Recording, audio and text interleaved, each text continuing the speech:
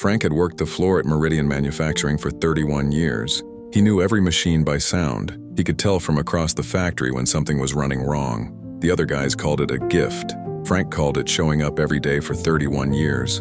On a Tuesday morning, his supervisor called him into the conference room. A young man in a fitted suit was standing at the front. His name was Kyle. He was 29 years old. He had never worked a factory floor in his life.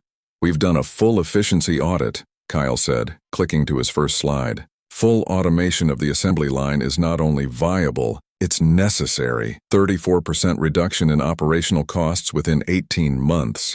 Frank looked at the slides, charts, projections, models built from numbers pulled from other factories and other industries. He said nothing. Kyle looked at him once, briefly, the way you look at furniture. "Transition begins in 30 days. Severance packages from HR. Any questions?" Frank picked up his coffee and walked back to the floor. He worked his last 30 days the same way he worked every day. On his final afternoon, he walked the line slowly, running his hand along the machines to say goodbye. No one from management came. 2 weeks after installation, the new system went live. Kyle filmed it on his phone. By day 3, output was down 40%. By day 5, the line was stopping every 90 minutes with a fault code nobody had seen. The manufacturer flew 2 engineers in from Germany. 4 days on the floor, they couldn't find it. The factory was losing $80,000 a day. The owner, Mr. Callahan, watched Kyle explain, with shrinking confidence, that it was a calibration issue, that it would be resolved shortly. Callahan walked back to his office and called Frank. Frank drove in the next morning in his old truck, same jacket he always wore. He stood in front of the new system for a long time. Just listened. Then he walked to a panel on the secondary intake housing, one the German engineers hadn't opened because the schematic said nothing significant was inside it. Kyle appeared behind him. What are you looking at?" Frank crouched down. "The intake sensor runs at 47 Hz under load. Your floor was poured in 1987. Different composition than what the system was calibrated for. The sensor reads floor resonance as a line fault. Stops every time load hits a certain threshold." Silence. "It's a $40 fix," Frank said. "Different mounting bracket." He stood up and looked at Kyle for the first time. "I saw it the day you installed it." Kyle's voice was quiet. "You saw it and you didn't say anything?" Frank picked up his coffee. Nobody asked. Mr. Callahan shook Frank's hand and held it.